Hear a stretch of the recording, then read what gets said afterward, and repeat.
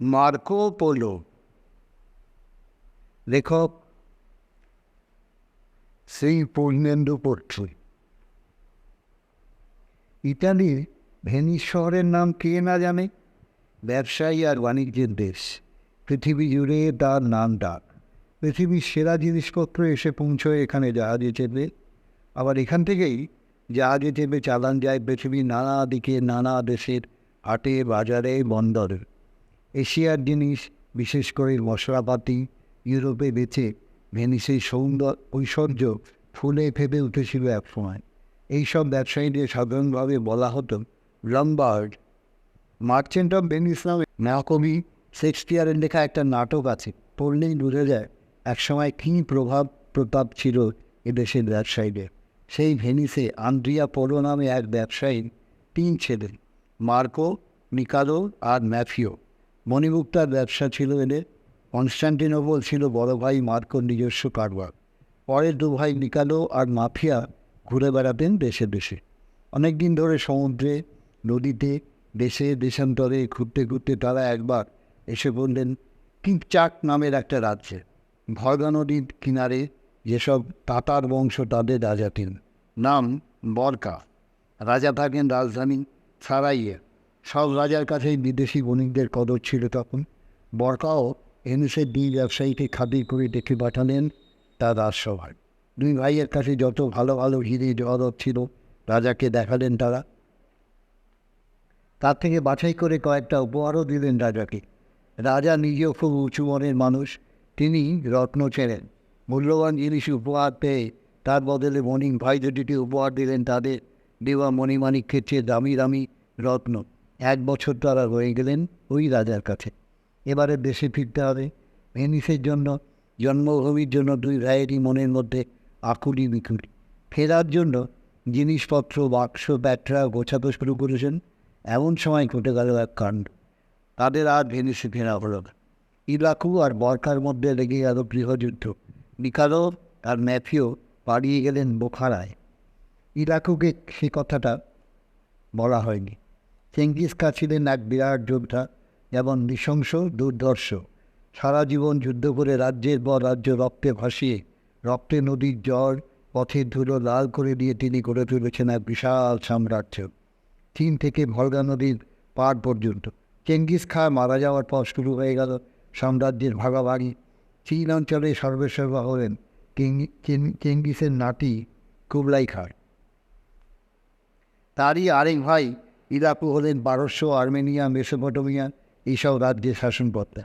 2 ভাই দুদিকে সম্রাট, কিন্তু মনে মনে তা নিয়ে কোনো হিংসা দেশ নেই। প্রত্যেকেই স্বাধীন। তবুও তাতার জাতির মাথা হিসেবে কুবলাই খাঁ সকলের কাছ থেকেই পান আলাদা সম্মান সমাধান। বরকার সঙ্গে ইরাকুর যখন যুদ্ধ বেঁধেছে, সেই সময় ইরাকু তার একজন দূতকে পাঠাচ্ছিলেন কুবলাইয়ের কাছে। দূত যখন বোখারায়, তখন তার চোখে পড়ল 2 জন বিদেশি বণিক। বিদেশি, অথচ তাতার ভাষায় কথা বলতে পারো অনর্গল। বণিক 2 জনের সঙ্গে আলাপ করলেন তিনি। আলাপ করে মুগ্ধ হলেন। ভাবলেন কুবলাই খাঁর মতো গুণগ্রাহী সম্রাটের কাছে যদি এদের নিয়ে যাই, খুবই খুশি হবেন তিনি। দূত প্রস্তাব পেশ করলেন বণিকদের কাছে। বণিকরা ভেবে দেখলেন, মন্দ কী প্রস্তাবটাও। দেশে যুদ্ধ বিগ্রহ কখন কোথায় কী বিপদ ঘটে কিছুই ঠিক নেই। তার উপর নতুন রাজ্যে গিয়ে হয়তো ব্যবসা বাণিজ্যের বরাতও খুলে যেতে পারে, আরও ভালোর দিক। রাজি হয়ে গেলেন তারা। এইভাবে নিকালো আর মাফিও এসে পৌঁছবেন একদিন কুবলাই খাঁর রাজদরবার। কুবলাই খাঁও 2 জন বিদেশিকে পেয়ে খুব খুশি। তাদের আদর আপ্যায়নের ত্রুটি রাখলেন না এতটুকু। নিজে যেমন রাজসুখে থাকেন, রাজভোগ খান, রাজপুরীতে ঘুমন, অতিথি 2 জনের জন্যও তেমনি রাজকীয় আরামের ব্যবস্থা করলেন। 2 বেলা অতিথিদের সঙ্গে গল্প করেন তিনি, একটা নতুন দেশকে জানবার ইচ্ছায়। প্রশ্ন করেন ভেনিস দেশটা কেমন, কেমন তার মানুষজন, বিচার আচার, রাজা রাজাদের জীবন, কেমন ভাষা, কেমন সংস্কৃতি, সব কিছু নিয়ে। মুগ্ধ হন উত্তর শুনে। কোথায় কোথায় একদিন উঠল পোপের নাম। পোপ সম্বন্ধে সব কিছু শুনে কুবলাই খাঁ একদিন বলে উঠলেন, আমি দূত পাঠাতে চাই পোপের কাছে, আর চাই আপনারা 2 জনেই হবেন সেই দূত। আমার বিশ্বস্ত সেনাপতি থাকবে সঙ্গে। আমি একটা চিঠিও দিয়ে দেবো আপনাদের হাতে পোপের নামে। আরও একটা অনুরোধ ছিল তার, জেরুজালেমে যীশুখ্রিস্টের সমাধি, সেই সমাধির সামনে জলে যে প্রদীপ, সেই প্রদীপ থেকে তার জন্য আনতে হবে একটুখানি তেল। প্রস্তাব শুনে দুই ভাই খুব রাজি। কুবলাই খাঁ পোপকে লিখলেন, অনুগ্রহ করে আমার রাজ্যে একজন এমন 100 জন বিদ্বান বুদ্ধিমান ধার্মিককে পাঠান, যাদের কাছ থেকে আপনার খ্রিস্ট ধর্ম সম্বন্ধে আমাদের দেশ অনেক কিছু জানতে পারবে। একদিন শুভদিন দেখে শুরু হলো যাত্রা। যাবার আগে পক্ষে লেখা চিঠি সঙ্গে দুই ভাইয়ের হাতে কুবলাই খাঁ তুলে দিলেন একটি সোনার ফলক।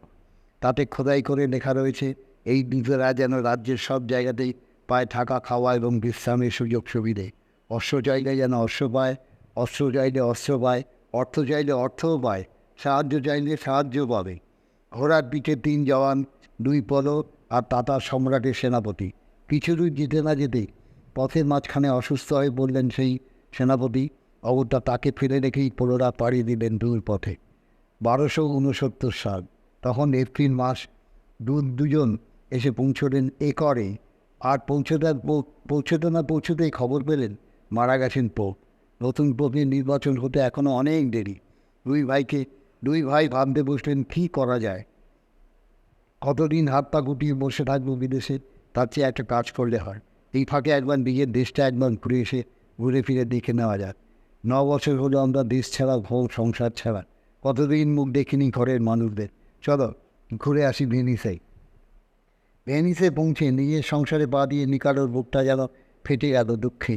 হায় হায়, জ্বলে উঠল শোকের আগুন হাড়ে পাঁজরে। চিরকালের জন্য নিজের প্রিয়তম স্ত্রীকে হারিয়েছেন তিনি। ভিজে কাপড় নিগড়লে যেমন করে জল পড়ে, নিকালোর মনের মধ্যে, চোখের মধ্যে, স্মৃতির মধ্যে সেই রকমভাবে ঝরতে লাগলো ফোঁটা ফোঁটা জল। শেষ পর্যন্ত একদিন শুকোলো সেই জল। স্ত্রী নেই, কিন্তু ছেলে তো আছে, একমাত্র ছেলে। কতটুকু ছিল যখন দেশ ছেড়ে চলে যান। এখন সেই ছেলের বয়স 15। কী সুন্দর স্বাস্থ্য, কী ঝলমলে চোখ, মাথার সমুদ্রের ঢেউয়ের মতো চুল। সেই ছেলেকে বুকে জড়িয়ে স্ত্রীর শোকটা সামলে নিলেন নিকালো। সেই ছেলেরই নাম মার্কো হলো। নিকালোর বড় ভাই মার্কোর নামে নাম। দেখতে দেখতে পার হয়ে গেল দুটো বছর। আর বসে থাকা ঠিক নয়। পোপ নির্বাচিত হোক বা না হোক, খবরটা নিয়ে এক্ষুনি যাত্রা করা যাক কুবলাই খাঁর কাছে। ভেনিস ছেড়ে বেরিয়ে পড়লেন তারা, সঙ্গে 17 বছরের ছেলে মার্কো। ফেরার পথে আবার এসে পৌঁছলেন সেই একরে। দেখা করলেন রোমান পোপের প্রতিনিধির সঙ্গে, নাম পিয়াসেঞ্জা। নিকালোর অনুরোধে তিনি চিঠি লিখে দিলেন একটা কুবলাই খাঁর নামে। আপনার দূতেরা ঠিক সময় এখানে এসে পৌঁছেছিল, কিন্তু পোপ বেঁচে না থাকায় আপনার ইচ্ছা পূর্ণ করা গেল না। পিয়াসেঞ্জার অনুমতি নিয়েই তারা জেরুজালেম থেকে সংগ্রহ করলেন প্রদীপের তেল। ওই তেল আর চিঠি নিয়ে 3 জনে পাড়ি দিলেন কুবলাই খাঁর রাজত্বের দিকে। কিন্তু বেশি দূর যেতে না যেতেই কানে এলো নির্বাচিত হয়ে গেছেন নতুন পোপ, আর তিনি হলেন সেই পিয়াসেঞ্জাই। আবার ছুটে এলেন তারা এই করে, দেখা করলেন পোপের সঙ্গে। কুবলাই চেয়েছেন 100 জন বিদ্বান পাদ্রী। অত লোক পাওয়া সম্ভব হলো না। নতুন পোপ নিকালোদের সঙ্গে যাওয়ার জন্য ঠিক করে দিলেন 2 জন প্রতিনিধিকেও। সেই সঙ্গে প্রচুর উপহারও দিলেন কুবলাই খাঁকে। পাদ্রী 2 জন কিন্তু শেষ পর্যন্ত পৌঁছতে পারেননি কুবলাইয়ের কাছে। যে পথে তারা আসছিলেন সেই পথে তখন চলছে বিবার্স নামের একজন সুলতানের অত্যাচার, লুটপাট, আক্রমণ। প্রাণের ভয় খানিকটা এসে তারা আর যেতে রাজি হলেন না। যাই হোক, অনেক বাধা বিপদ কাটিয়ে বরফের দেশে ঠান্ডায় কুঁকড়ে, গ্রীষ্মের দেশে রোদে পুড়ে, কখনো ডাঙা পথে ঘোড়ায় চেপে, কখনো জলপথে জাহাজে চেপে, বৃষ্টিতে ভিজে, বন্যা নদীতে কুল হারিয়ে ভাসতে ভাসতে প্রায় 3.5 বছর পার করে ফিরে এলেন কুবলাইয়ের রাজত্বে। কুবলাই তখন ছিলেন অন্য শহরে, কোমেন ফুটে। বিদেশি অতিথিদের আবার কাছে পেয়ে মহা খুশি তিনি। বসবার আসন পেতে দিলেন নিজের সিংহাসনের পাশে। আর সেই সময় তার চোখে পড়ল তরুণ মার্কোর দিকে। ছেলেটি কে? নিকালো বিনীতভাবে উত্তর দিলেন, আমার ছেলে আর আপনার দাস। উত্তর শুনে মুগ্ধ হলেন কুবলাই খাঁ। প্রসন্ন হাসি দিয়ে অভিবাদন জানালেন তরুণ মার্কোকে। আর সেই মুহূর্ত থেকেই মার্কো হয়ে গেলেন কুবলাইয়ের প্রিয় পাত্র, প্রিয় পুত্রের মতনই। মার্কো ছেলেবেলা থেকেই বুদ্ধিমান। অল্প দিনের মধ্যেই শিখে নিলেন তাতার ভাষা এবং মঙ্গল, পার্সি আর চীন ভাষা, এবং লিখতে এবং বলতেও তিনি সমান দক্ষ ছিলেন। কুবলাইয়ের চোখ জহুরির মতো। মার্কো যে সাধারণ জাতের ছেলে নয়, তার দেখার চোখ, বোঝার মন আর যে 10 জনের চেয়ে অনেক বেশি প্রখর, এটা বুঝতে একদিনও দেরি হয়নি তার। হঠাৎ একদিন ডেকে পাঠালেন মার্কোকে দরবারে। আমি তোমাকে বিদেশে পাঠাতে চাই আমার দূত হিসেবে। মার্কো তো প্রস্তাব শুনেই আহ্লাদে আটখানা। আমি তো এই চাই, ঘুরে ঘুরে তন্ন তন্ন করে দেখব পৃথিবীটাকে, জানব দেশ দেশান্তরের মানুষকে, প্রকৃতিকে। এই তো আমার দিনরাতের স্বপ্ন। কুবলাই খাঁ বললেন, প্রথমেই তোমাকে পাঠাতে চাই কারাজং নামের একটা রাজ্যে। এখান থেকে 6 মাসের পথ। পারবে? পারবো। এর আগে অনেকেই দূত হিসেবে পাঠিয়েছেন দূর দেশে। যে কাজের জন্য তাদের পাঠিয়েছেন সেই কাজ তারা ভালোভাবেই সেরে এসেছেন, কিন্তু তার চেয়ে বেশি কিছু করতে পারেননি কেউ। যে দেশের ভেতর দিয়ে যাচ্ছেন সেখানকার মানুষজন, পোশাক আশাক, ঘর বাড়ি, আচার ব্যবহার, নিয়ম কানুন, ব্যবসা বাণিজ্য, ধর্মকর্ম, এর কোনো কিছুর দিকেই এক পলকের জন্য ভুরু তুলে তাকাবার ইচ্ছে জাগেনি তাদের মনে। মার্কো তার কাজ শেষ করে ফিরে এলেন। কুবলাই খাঁ আর তার পাত্রমিত্রেরা অভিভূত হয়ে শুনতে লাগলেন মার্কোর ভ্রমণ কাহিনী। চোখে যেন ফটোগ্রাফের মতো তুলে এনেছেন সব দৃশ্য, খুঁটিয়ে খুঁটিয়ে দেখেছেন সব কিছু। মার্কো বলে চলেছেন, কুবলাই খাঁও যেন চোখে দেখতে পাচ্ছেন একটা জলজান্ত নতুন দেশকে। মার্কোর ভেতর এই অসাধারণ ক্ষমতা দেখতে পেয়ে একদল লোক বলে উঠল, এই যুবক যেদিন বড় হবে মানুষের মতো মানুষ হবে একজন। সেই থেকে একটানা 17 বছর মার্কোকে যেতে হলো কুবলাইয়ের কাছে, থেকে যেতে হলো কুবলাইয়ের কাছে। কুবলাই অবশ্য তাকে পোষা পাখির মতো আটকে রাখেননি খাঁচায়, থেকে থেকেই উড়িয়ে দিতেন নতুন নতুন দেশ দেশান্তরের আকাশে। ওরা শেষ করে সেই পাখি যখন ফিরে আসতো নিজের দ্বারে, কুবলাই কান ভরে শুনতেন তার ওড়ার অভিজ্ঞতা। রাজদরবারে ক্রমশ বাড়তে লাগলো মার্কোর সম্মান সমাদর, আর তাতে ঈর্ষায় জ্বলতে লাগলো অনেকের বুক। মার্কো তা জানেন, জেনেও ভ্রুক্ষেপ নেন। আমি তো রাজকীয় সম্মানের ভিখারি নই। আমি ঘুরে ঘুরে দেখতে চাই পৃথিবী, জানতে চাই অজানা দেশকে। সেটাই আমার সুখ, আমার গর্ব, আমার আনন্দ। আমি চাই বিশ্ব পর্যটক হতে। ইতিহাসও তাই বলে। তার আগে পৃথিবীতে এমন কেউ জন্মাননি যিনি পৃথিবীর এই বিশাল পরিধি জুড়ে ঘুরেছেন, দেখেছেন, জেনেছেন। পৃথিবীর পূর্ব দেশ বা প্রাচ্য দেশ বা এশিয়া সম্বন্ধে তার কাছ থেকে নতুন সব তথ্য প্রথমে জানতে পারল পৃথিবীর মানুষ। তিনি পৃথিবীতে সম্মানিত হলেন এক অসাধারণ প্রতিভা হিসেবে। তার মধ্যে একই সঙ্গে দেখতে পাওয়া গেল নাবিক, আবিষ্কারক, ব্যবসায়ী আর দক্ষ শাসককে। তার লেখা ভ্রমণ কাহিনী একদিন মাতিয়ে তুলেছিল সারা ইউরোপকে পৃথিবী আবিষ্কারের আগ্রহে। এই মার্কো পোলোর ভ্রমণ কাহিনী পড়েই ক্রিস্টোফার কলম্বাসের চোখ রাঙা হয়ে উঠেছিল অজানা পৃথিবীকে আবিষ্কার করবার স্বপ্নে। অথচ শুনলে অবাক লাগবে, এই মার্কো পোলোই যতদিন বেঁচেছিলেন নিজের দেশে সম্মান পাননি এতটুকু। দেশের মানুষ তার নাম দিয়েছিল মিথ্যুক। তার প্রত্যেকটি কথাকে তারা ধরে নিয়েছিল বানানো রূপকথা। তিনি রাস্তায় বেরোলে ছোট ছেলেরা তাকে চেপে ধরত, আর তার একটা দেশের রূপকথা শোনাও। আর দেশের বড় বড় মানুষগুলো তো নিতান্তই বিদ্রুপ আর অপমান করে যেত তাকে মিথ্যের বিশারদ বলে। মার্কোর সব কথা বানানো। যেসব অজানা দেশের গল্প বলে বেড়ান সবই তার মন গড়া। এমনকি যখন তিনি মৃত্যুশয্যায়, তখনও এই অপমানের হাত থেকে রেহাই পাননি তিনি। সমাজের শিরোমণিরা, কেউ ব্যবসায়ী, কেউ ডাক্তার, কেউ রাজকর্মচারী, কেউ চার্চের যাজক, আর সেই সঙ্গে তার শত্রুরা, সবাই মিলে তার শিয়রে বসে বারংবার বলছে, এখনও সময় আছে, স্বীকার করে যাও যে যা বলেছ এতদিন সব মিথ্যেস্ত। মার্কো এর উত্তরে বলেছিলেন, আমি নিজের চোখে যা দেখেছি তার মাত্র অর্ধেকটা বলেছি আপনাদের কাছে। অবশ্য একটা মুদ্রাদোষ ছিল মার্কো পোলো। কথায় কথায় লক্ষ বা লাখো বিশেষণটা ব্যবহার করতেন তিনি। অমুক দেশে গেলাম, সেখানে লক্ষ লক্ষ জাহাজ, লক্ষ লক্ষ মানুষ। কুবলাই খাঁর রাজসভায় লাখো লক্ষ বাক্স বোঝাই ধনরত্ন, এক একটা রত্নের দাম লাখো টাকা। তাই লোকের মুখে মুখে তার একটা চলতি নাম রটে গিয়েছিল, লাখো মার্কো, ইটালিয়ান ভাষায় মার্কো মিলিয়ান। বহু বছর বিদেশে কাটিয়ে 3 পোলো যখন দেশে ফিরেছিলেন, তখন ইটালিতে গৃহযুদ্ধ চলছে। ভেনিস আর জেনোয়া পাশাপাশি দুটো রাজ্য, এদের সম্পর্ক যেন সাপ আর নেউলের। একবার জেনোয়া আক্রমণ করে ভেনিসকে, একবার ভেনিস আক্রমণ করে জেনোয়াকে।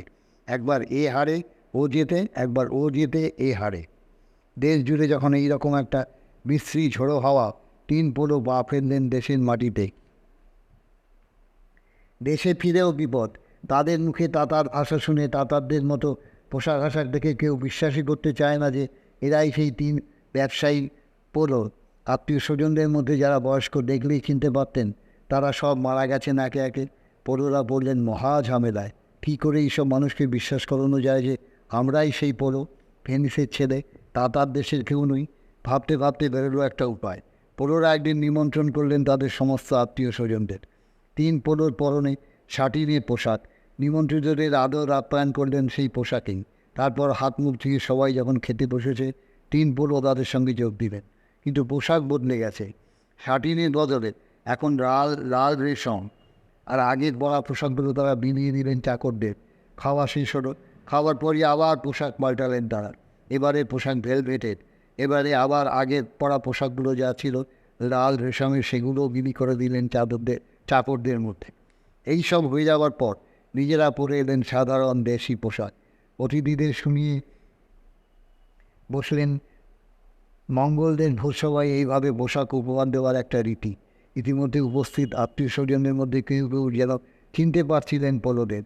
আরে, ওকে তো চেনা চেনা মনে হচ্ছে নিকালোর মতোই দেখতে। আরে, এই তো আমাদের সেই ম্যাফিয়া।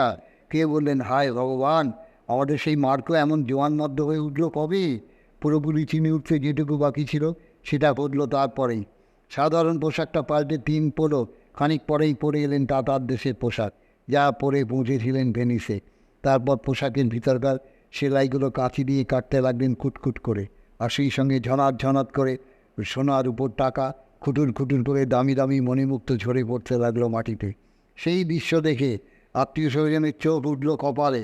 আরে বাবা, এ তো রাজরাজের মতো ঐশ্বর্য। যাদের মনে সন্দেহ ছিল সব উড়ে গেল নিমেষে। ঐশ্বর্যের গন্ধ পেয়ে সবাই স্বীকার করে নিল, হ্যাঁ হ্যাঁ, এরাই পোলোই বটে। শুরু হয়ে গেল গলাগলি, খোলাখুলি ভাব, ভালোবাসা। শহর জুড়ে ছড়িয়ে পড়ল পোলোদের খ্যাতি প্রতিপত্তির কথা। পোলোরা যখন পা দিল ভেনিসের মাটিতে, তার আগে থেকে দেশ জুড়ে চলছে যুদ্ধ।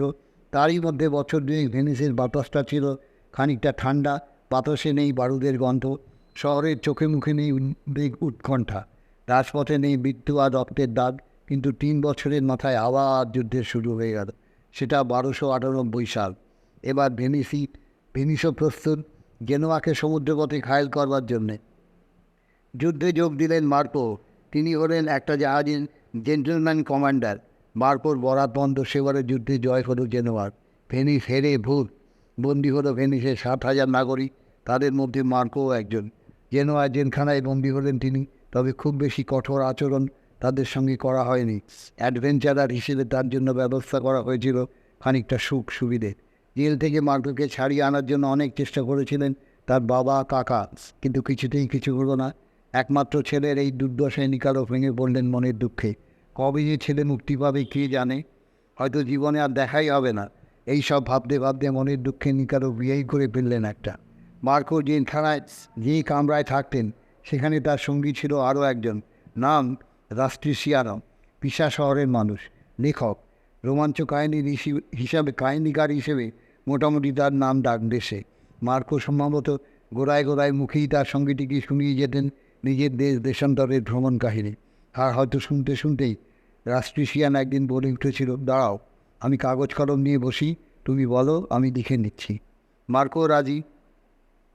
এশিয়ার 4 প্রধান ভাষা জানতেন বটে মার্কো, কিন্তু মাতৃভাষাটা ভালো জানতেন না। তাই নিজে কিছু লিখবেন এমন ইচ্ছে মনে জাগেনি কোনো দিন। সঙ্গীর কথায় উৎসাহ পেয়ে শুরু করলেন গল্প বলা। লিখে চললেন সঙ্গীটি। একজনের মহামূল্য অভিজ্ঞতাকে ভাষায় রূপ দিতে বসে গেলেন এক অভিজ্ঞ লেখক। লেখা শেষ হলো, আর তার প্রায় সঙ্গে সঙ্গেই জেল থেকে মুক্তি পেলেন মার্কো। জেলে ছিলেন মাত্র 1 বছর। 1229 গ্রীষ্মে ফিরে এলেন ভেনিসে। এসেই বিয়ে করলেন স্ত্রী ডোনাটা। বিয়ের পর এক এক করে 3 কন্যে, ফন্টিনা, বেদেলা, মরেটা। বিয়ের পর আরও 25টা বছর বেঁচেছিলেন তিনি। খুবই শান্ত জীবন, গৃহস্থ মানুষ। আর সমুদ্রে পাড়ি দেননি কোনো দিন, সংসারের সমুদ্রেই ভাসিয়ে দিয়েছিলেন শেষ জীবন।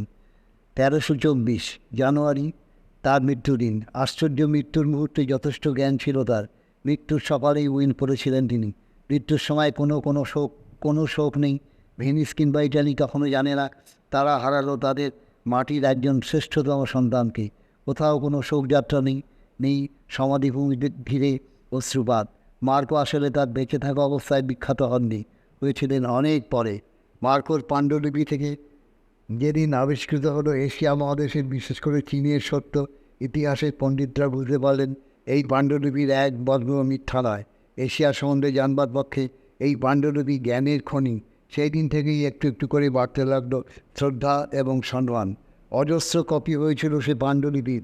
নাম the book of Marco polo.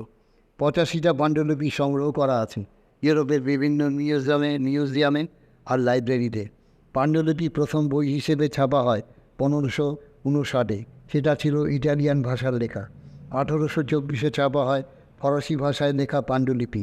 তার যে পাণ্ডুলিপিটি জোগাড় করে পড়েছিলেন কলম্বাস আর পরেই মেতে উঠেছিলেন এশিয়া মহাদেশের সন্ধানে, সেটা ছিল ল্যাটিন ভাষায় লেখা। এবারে চোখ ফেরানো যাক ভ্রমণ কাহিনীর দিকে। অবশ্যই গোটা ভ্রমণ কাহিনী নয়, আমরা শুধু ভারতবর্ষটিকেই দেখব তার চোখ দিয়ে। মার্কো ভারতবর্ষের ভেতরে ঢোকেননি, সমুদ্র তীরের বন্দরে নেমে কাজ করে চলে গেছেন। বাংলাদেশেও আসেননি কোনোদিন, অথচ তার ভ্রমণ কাহিনীতে বাংলাদেশের কথা আছে সামান্য। যদিও ঐতিহাসিকরা সব কিছু ফুটিয়ে দেখে বলে দিয়েছেন মার্কো বাংলায় আসেননি কোনোদিন, অথচ বইয়ে লিখেছেন বেঙ্গলের কথা। ঐতিহাসিকদের মতে পেকুকেই তিনি ভুল করে বেঙ্গল বলেছেন। তবে ভারতবর্ষে এসেছিলেন ঠিকই, ভারতবর্ষের ভিতরে নয়, সমুদ্র তীরের দেশে, নাম মাবার, এখন যার নাম করমণ্ডল উপকূল।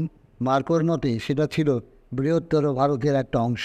আর ভারতবর্ষের মধ্যে সমৃদ্ধ দেশ, 5জন রাজা শাসন করেন সেই রাজ্য, তারা 5 ভাই। এই রাজ্যের গায়ে রয়েছে উপসাগর, সেখানে পাওয়া যায় অফুরন্ত মণিমুক্ত। ব্যবসায়ীরা দল বেঁধে যে যার নিজের জাহাজে বা নৌকোয় চেপে মণিমুক্তর সন্ধানে ব্যস্ত থাকে। বছরের 2টো মাস, এপ্রিল আর মে হলো পাওয়ার পক্ষে সবচেয়ে ভালো সময়। ব্যবসায়ীদের কাছে কর হিসেবে প্রচুর মণিমুক্ত পেতেন দেশের রাজা। ব্রাহ্মণরাও ভাগ পেতেন মুক্ত।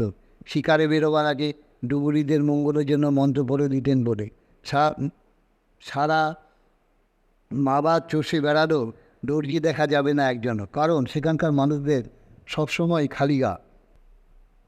রাজার পোশাকটাও সাধারণ প্রজার মতো, পার্থক্য কেবল গয়নায়। রাজা পরনে সামান্য যেটুকু পোশাক, তা থেকে ঝরে মণিমুক্ত আর প্রবাল দিয়ে গাঁথা ঝালর, গলায় রত্নহাত, হাতে রত্ন বলয়, এমনকি পা দুটো অলঙ্কার দিয়ে মোড়া। রাজাদের এত বেশি মণিমুক্ত পড়েন তার কারণ নিজের রাজত্বেই এটা প্রচুর পাওয়া যায়।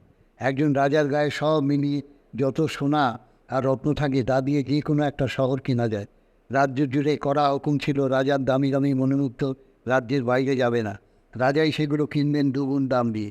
রাজা মারা গেলে রাজকোষে বোঝাই হয়ে থাকা ধনরত্নের একটা ছিটে ফোটাও কিন্তু ছবি না তার ছেলে। নিজের রাজকোষ তিনি নিজে গড়ে নেবেন আলাদাভাবে। এইভাবে বংশানুক্রমে রাজ্যে জমা হয়ে চলেছে অতুল সম্পদ। রাজার আয় থেকে সবচেয়ে বেশি খরচ হয় ঘোড়ার জন্য। বছরে প্রায় 2000-এর মতো ঘোড়া কেনেন রাজা মধ্য এশিয়ার রাজার থেকে। বছরের শেষে তারা বেঁচে থাকে মাত্র 100টার মতো, কারণ এইসব ঘোড়াকে কীভাবে পালন করতে হয় তা এরা জানে না। ব্যবসায়ীরাও শিখিয়ে দেয় না, না শেখালেই তাদের লাভ। প্রজারা মূর্তি পুজো করে, সবচেয়ে বেশি ভক্তি করে ষাঁড়কে। এরা যে কেউ গরু বা ষাঁড় কাটে না, তাদের মাংসও খায় না। দেশের নারী ও পুরুষ স্নান করে দুবেলা, সকালে আর সন্ধে, খায় ডান হাত দিয়ে, কখনো খাবার বা হাতে ছোঁয় না। তারা যখন জল বা জলীয় কিছু পান করে, পাত্রে ঠোঁট ছোঁয় না, পাত্রটিকে শূন্য রেখে মুখের মধ্যে পানীয় ঢালে। মার্কো দেখেছেন এক মজার ব্যাপার। মহাজনের কাছে কর্য করেছে কেউ, তারপর আর টাকাটা শোধ করছে না, বারবার টাকাটা পেয়েও। এই সময় মহাজন যদি কোনোভাবে তার দেনাদারের চারপাশে একটা বৃত্ত এঁকে দিতে পারেন মাটিতে, তাহলে টাকা না মিটিয়ে বা মেটাবার ঠিকমতো প্রতিশ্রুতি না দিলে তিনি সেই বৃত্তের বাইরে আর বেরোতে পারবেন না। জোর করে বেরিয়ে এলে রাজ্যের আইনে শাস্তি হবে প্রাণদণ্ড। রাজা নিজেও এই নিয়ম মেনে চলেন মাথা নইয়ে। একবার হয়েছিল কি, রাজা ধার করেছিলেন কিছু টাকা এক বিদেশি বণিকের কাছে। তারপর দিন যায়, বণিক তাগাদা দেয়, রাজা টাকা শোধ করেন না। একদিন রাজা ঘুরে বেড়াচ্ছেন শহরের রাজপথে ঘোড়ায় চেপে। বিদেশি বণিক কৌশলে একটা বৃত্ত রেখে দিলেন রাজার চারপাশে। রাজা নিজের গড়া নিয়ম ভাঙলেন না, প্রতিশ্রুতি দিলেন তক্ষুনি যেন দেনা শোধ করা হয়। এই দেশের আবহাওয়া গরম, গরম বলেই সাধারণ মানুষ এমন নগ্ন।